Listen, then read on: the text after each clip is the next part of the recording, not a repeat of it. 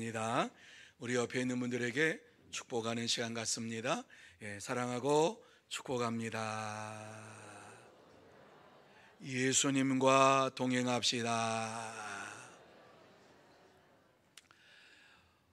3월 대신자 작정의 달 둘째 주일을 맞이하여서 하나님 앞에 나와서 예배를 드리는 여러분 모두에게 하나님이 함께해 주실 줄로 믿습니다. 또 하나님께서 여러분에게 사랑으로 채워주시고 은혜로 채워주시고 평강으로 채워주시고 능력으로 채워주실 줄로 믿습니다. 그래서 이 시간 예배 드릴 때에 여러분이 가지고 있는 마음의 모든 문제를 해결받는 은혜의 시간이 되시기를 바랍니다.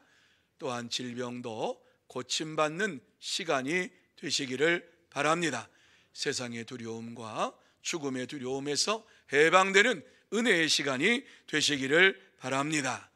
자, 오늘 이 본문의 내용으로 돌아가서 보면 이 말씀은 제자들이 예수님과 연합된 관계를 맺을 때에 이 세상에서 많은 열매를 맺게 되지만 그렇지 아니하면은 그들을 꺾어서 불에 던져 넣으시겠다고 말씀을 하고 있습니다. 그리고 이 시간 우리에게 예수님과 우리와의 관계가 어떠한 관계인지를 묻고 있습니다. 그리고 우리가 세상의 사람들과 어떠한 관계를 맺고 살아가야 할 것인가를 말씀해 주고 있습니다. 관계를 형성한다고 하는 것이 참 쉬운 일은 아닙니다. 우리가 살아가는 동안에 정말 모든 일들을 잘 이루어가기 위해서 관계를 잘 형성하고 이웃과 아름다운 모습으로 살아간다라고 하면 그거보다 더 기쁘고 즐거운 일이 어디 있겠습니까? 그런데 우리는 이러한 관계를 맺는 것에 있어서 많이 부족하기 때문에 때로는 이러한 관계 형성이 이루어져 가는 것을 힘들어 할 때도 있습니다. 그래서 복음을 전할 때에도 관계 형성이 잘 돼 있는 이러한 분들에게 복음을 전해야 하는데 그러한 것이 안 돼 있으니까 복음을 전할 때마다 마음에 답답함이 찾아올 때가 있습니다.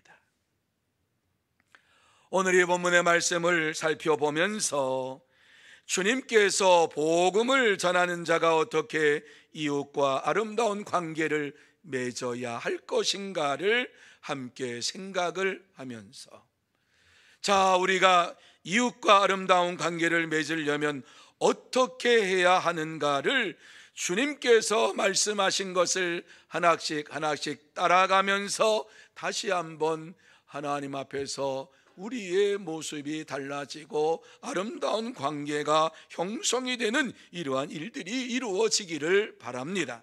자, 그러면 우리가 이웃과 아름다운 관계를 맺으려면 어떻게 해야 하느냐? 제일 먼저 하나님과 바른 관계를 맺어야 한다, 이렇게 말씀을 해주고 있습니다. 자, 1절과 2절 말씀을 여러분이 보시도록 하겠습니다. 여러분이 한 목소리로 큰 소리로 1절과 2절을 읽겠습니다. 시작.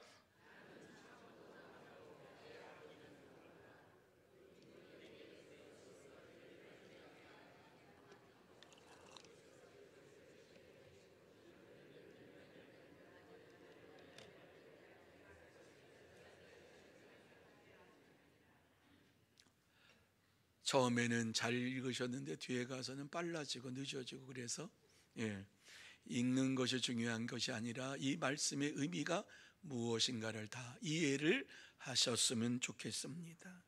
자, 이 말씀의 의미가 무엇입니까? 하나님께서 말씀하신 거지요. 주님께서 말씀하신 거지요. 나는 참 포도나무요 내 아버지는 농부다.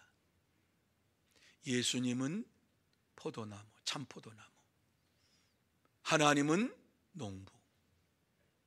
그러면서 물은 내게 붙어있는 열매를 맺지 아니하는 가지는 아버지께서 그것을 제거해 버리시고 그랬어요. 포도나무에 붙어있는 가지가 열매를 맺지 아니하면 하나님께서 제거해 버리시겠다. 무릇 열매를 많이 맺는 이러한 무릇 열매를 맺는 가지는 더 열매를 맺게 하려 하여 그것을 깨끗하게 하시느니라. 가지가 열매를 많이 맺을 수 있도록 하나님께서 돌보시고 보호해 주시겠다고 약속해 주시고 있습니다. 여러분, 이것은 어떠한 말씀입니까? 하나님과의 바른 관계를 맺는 자가 열매를 많이 맺을 것이요, 하나님과의 바른 관계를 맺지 못하면 이 세상에 살면서 열매를 맺을 수 없다라고 말씀을 해주고 있습니다. 뿐만 아니라 열매를 맺는 가지를 하나님께서는 더 귀하게 여기면서 깨끗하게 보호해 주시겠다고 약속의 말씀을 주셨습니다. 다시 말씀드려서 하나님과의 바른 관계를 맺을 때에 하나님께서 이웃과의 아름다운 관계를 맺게 해주시고 아름다운 열매를 맺을 수 있도록 인도해 주시겠다라고 하는 말씀입니다. 예수님은 자신을 나는 참 포도나무요 내 아버지는 농부라 하시고서 나는 포도나무요 너희는 가지라 이렇게 말씀을 하셨습니다. 여러분, 이 말씀의 내용은 그저 단순한 이러한 말씀이 아니라 구약에 나와 있는 선지자들의 이러한 말을 기억하면서 함축적으로 이 말씀을 주시고 있는 것입니다. 이사야서를 보면은 이사야 5장에 나와 있는데 이스라엘 백성들에게 하나님께서는 참포도나무를 심었는데 너희들이 들포도나무가 되었구나 하면서 들포도나무 가지와 같은 이러한 자가 아니라 너희는 참포도나무의 가지라고 말씀해주고 있는 것이지요. 뿐만 아니라 예레미야 2장에 보면은 이방 포도나무의 악한 가지에 대하여서 말씀을 하면서 그와 같은 악한 이방의 포도나무, 이방 포도나무의 악한 가지가 아니라 너희는 참 포도나무의 가지라 이렇게 말씀을 해주고 있습니다. 저와 여러분은 하나님의 포도원에 있는 참 포도나무의 가지입니다. 하나님은 우리가 참 포도나무의 가지로서 많은 열매를 맺기를 원하시면서 항상 돌보시고 깨끗하고 성결하게 모든 것을 이루어가면서 열매를 맺기를 원하고 있습니다. 이러한 가지는 평안한 삶의 열매를 맺게 되고 이웃에게 평안의 기쁨을 나누어 주면서 믿음으로 생활합니다. 유명한 러시아의 작가 톨스토이는 원래 귀족 출신으로서 온갖 부귀와 영화를 누리면서 살아왔지만 참 만족이 그에게는 없었습니다. 그의 작품을 통해서 많은 사람들의 갈채를 받았습니다.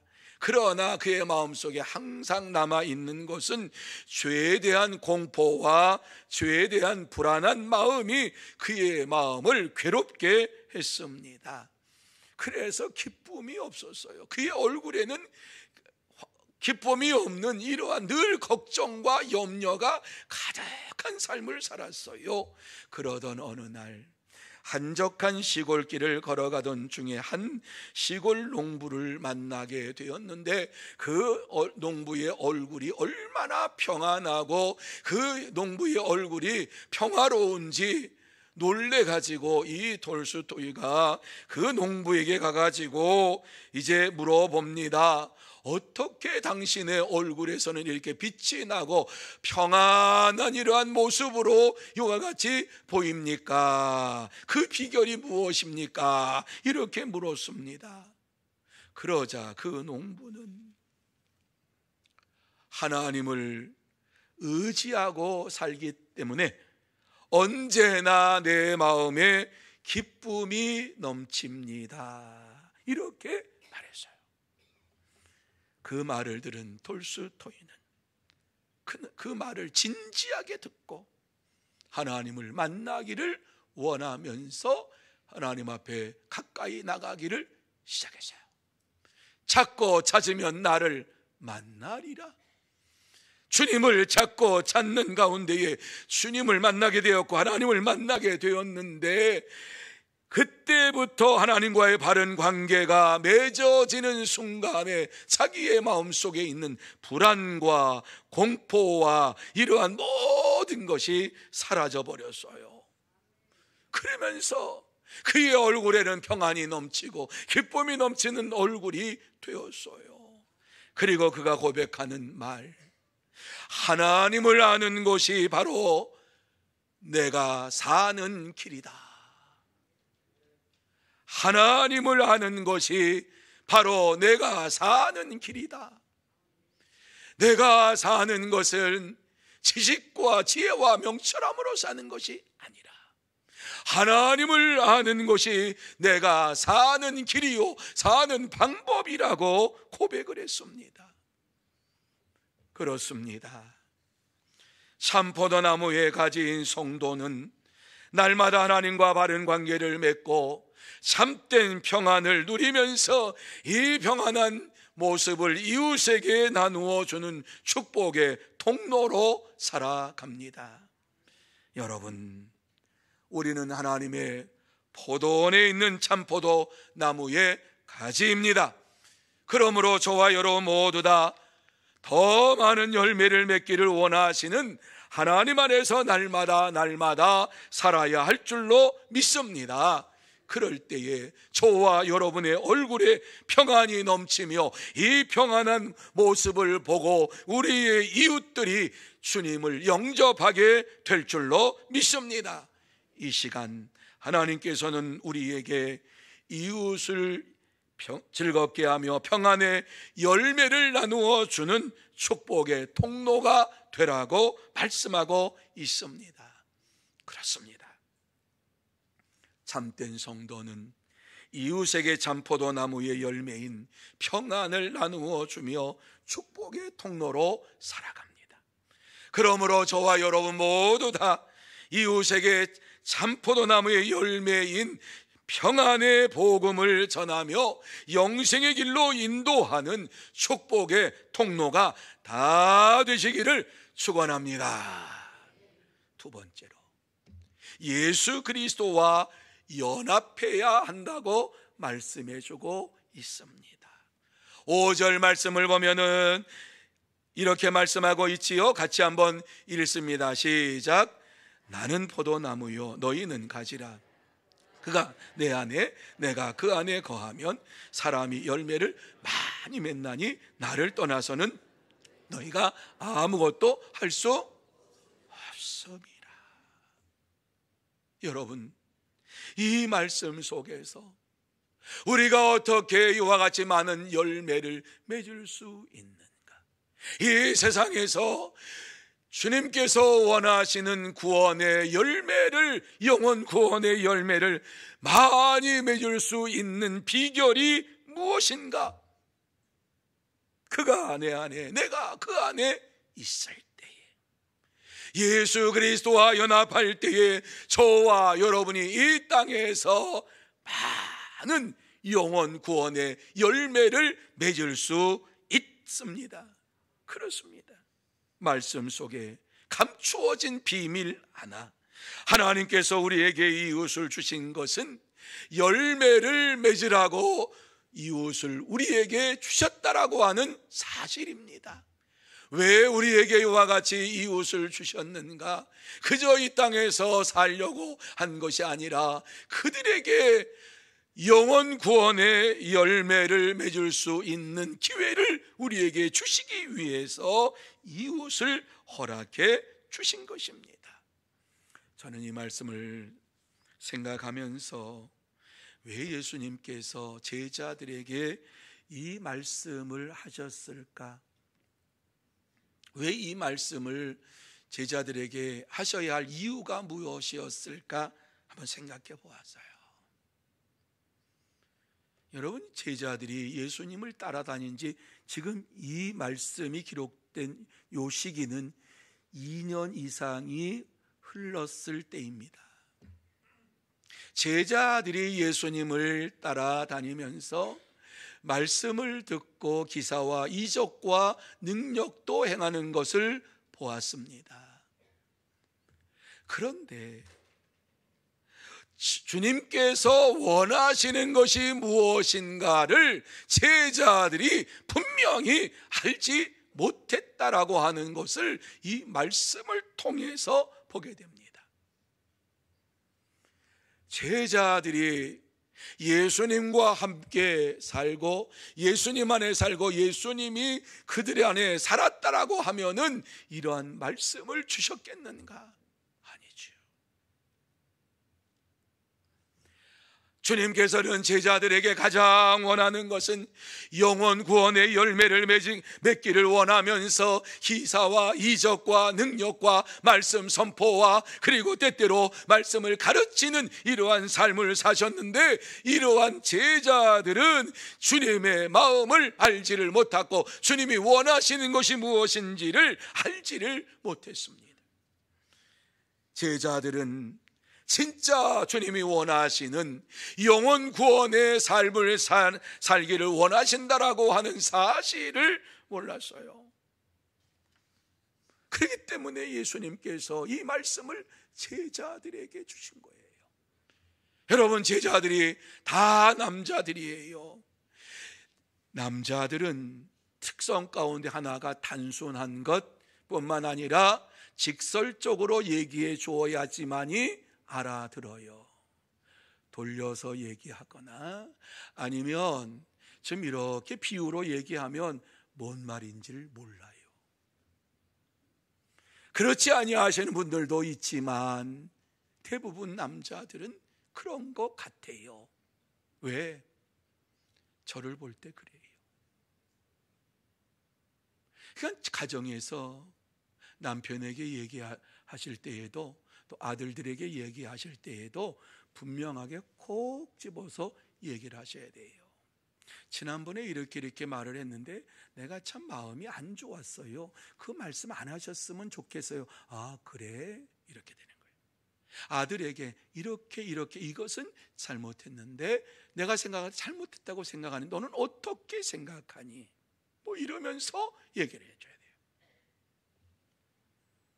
오늘 이 말씀을 제자들에게 주시는 것은 제자들이 이와 같이 둔감해져 있었다라고 하는 것이지요. 예수님을 따라다니면서 그들의 머릿속에 생각했던 것이 무엇입니까? 누가 주님의 좌편에 누가 주님의 우편에 앉을 것인가? 주님 가까이에 앉으면서 주님이 이 세상을 다스릴 때에 좌의정 우의정을 누가 할 것인가에 골똘하게 생각을 하면서 거리를 다니면서도 다투었다라고 말씀하고 있지요. 그렇습니다.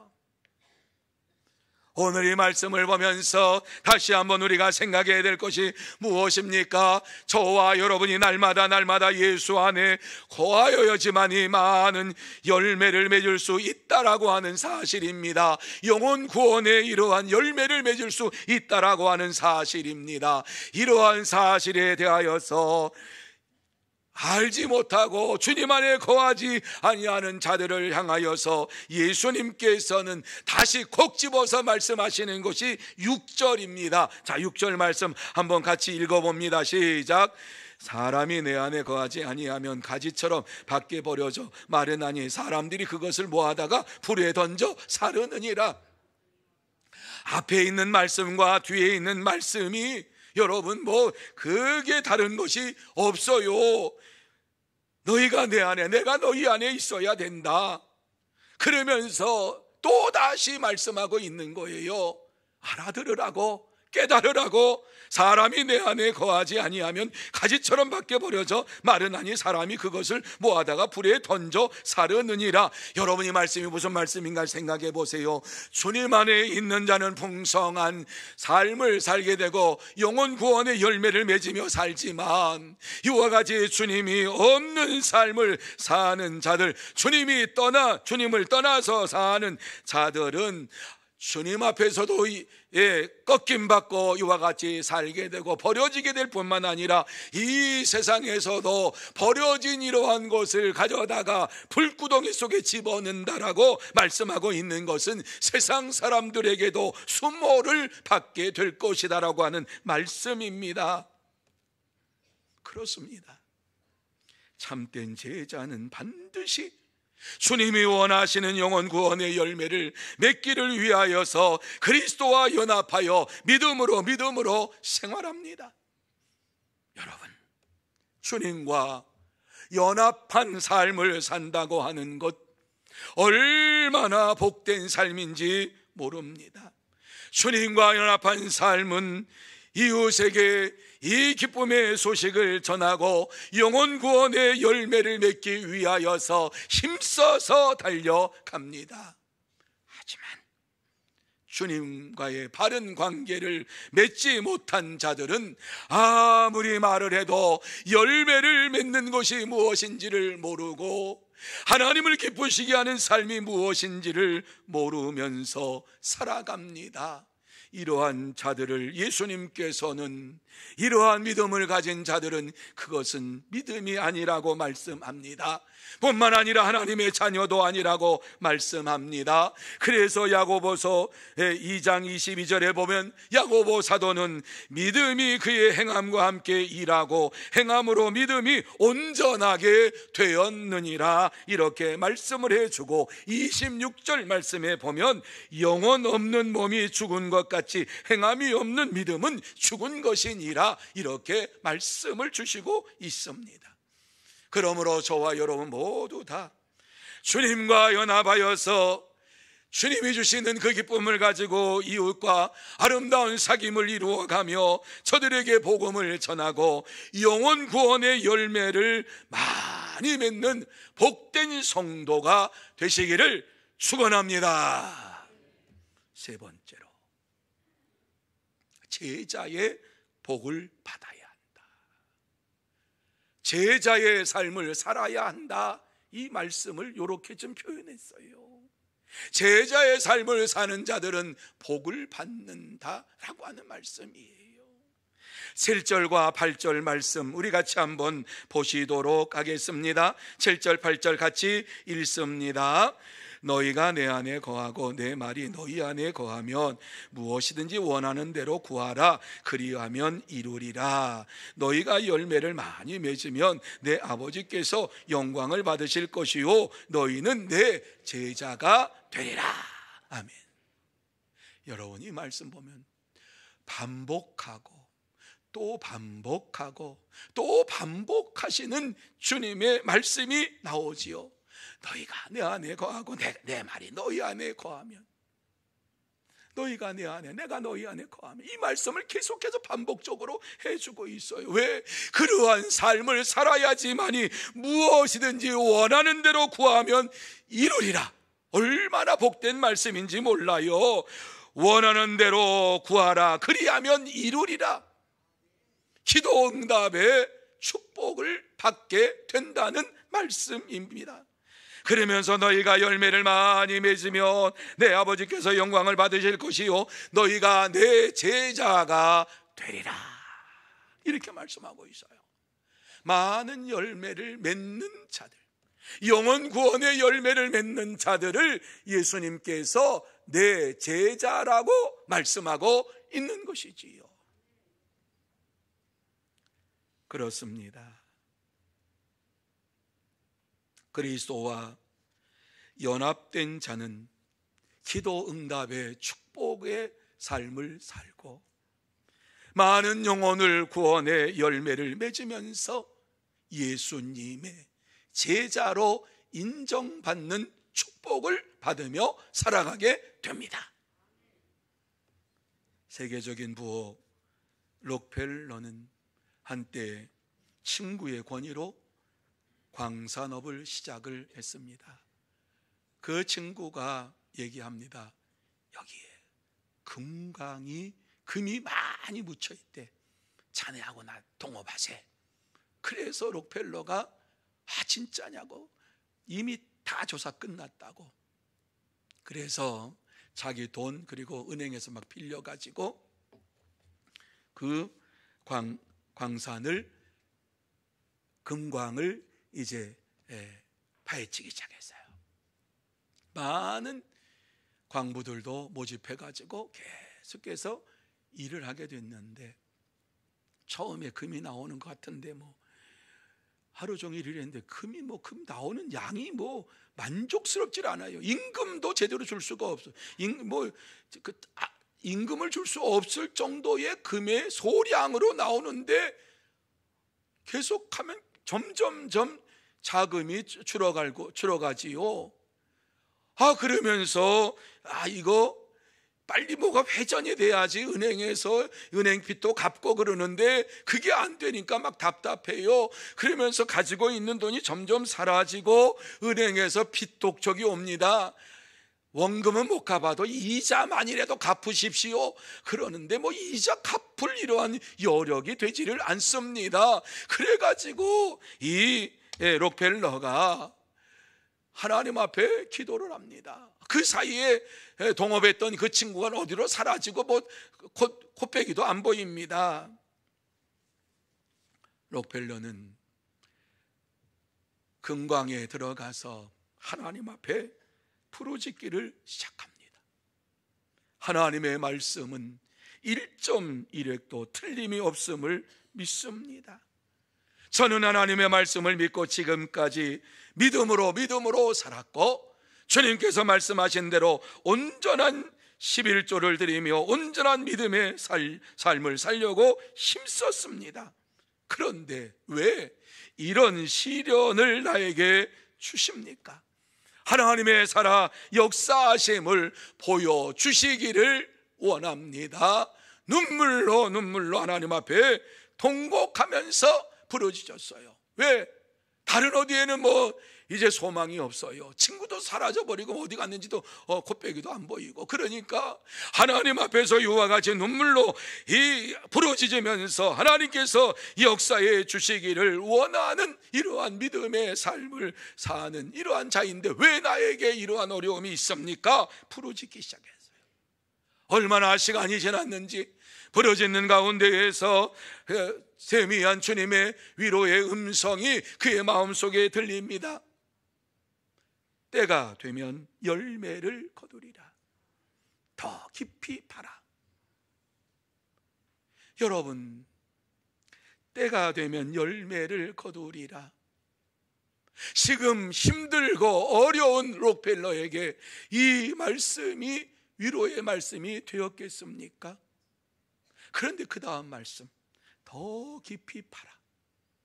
이 말씀에 순종해서 어차피 여기까지 팠는데 주님께서 말씀하시니까 더 깊이 파보자. 그리고 광부들에게 더 깊이 파라고 얘기를 합니다. 그러니까 광부들이 파기는 팝니다. 들어가서 파는데 록펠러가 정신이 나갔나 봐.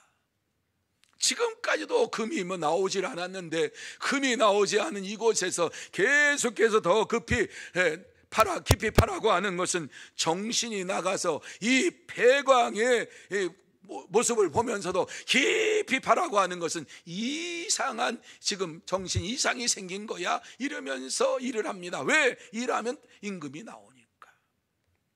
그런데 한 광부가 소리를 칩니다. 물이 나온다고, 빨리 나가라고. 이 광산에 들어갔던 사람들이 물이 나온다는 소리를 듣고 다 뛰쳐나왔습니다. 그런데 그 물은 그냥 물이 아니라 검은 물이 확 쏟아져 나옵니다. 석유를 발견하게 된 거지요. 이 석유를 발견하고 그는 일약 거부가 되어서 미국에 영향력 있는 이러한 사람이 된 것이지요. 그는 기도함으로 인하여서 하나님 앞에 응답받는 축복의 삶을 살게 되었고, 하나님은 살아 역사하신다고 이와 같이 하나님 말씀에 순종했더니 하나님께서 내게 은혜를 베풀어 주셨다고 이와 같이 복음을 전하는 참된 제자의 삶을 살았습니다. 여러분, 예수님께서 그리스도이시며 구세주이심을 믿는다는 것은 그리스도와 연합한 자가 되었다고 하는 증거입니다.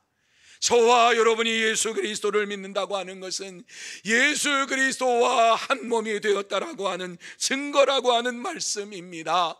내가 죽고 내 안에 그리스도께서 사는 것처럼 사는 삶을 살게 되었다라고 하는 말씀입니다.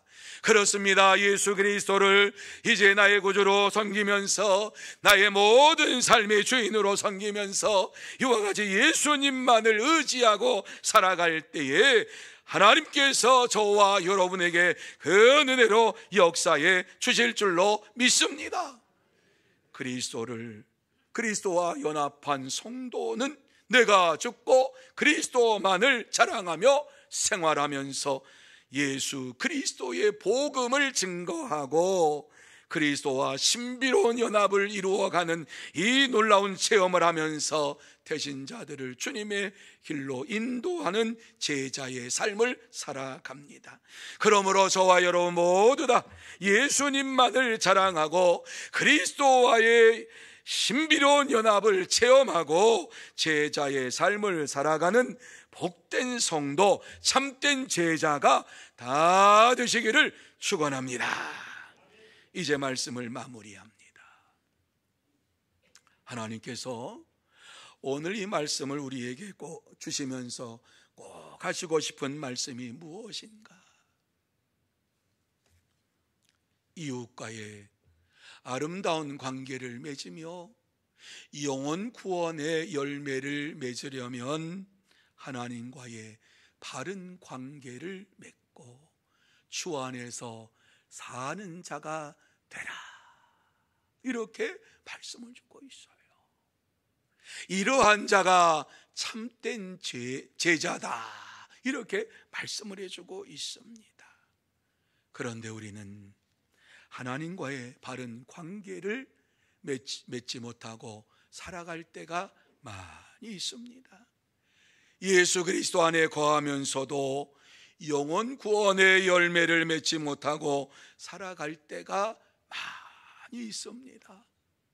그래서 태신자 작정을 하는 3월달이 되면은 마음에 부담이 됩니다 라고 하시는 말씀을 하시는 분들도 있습니다.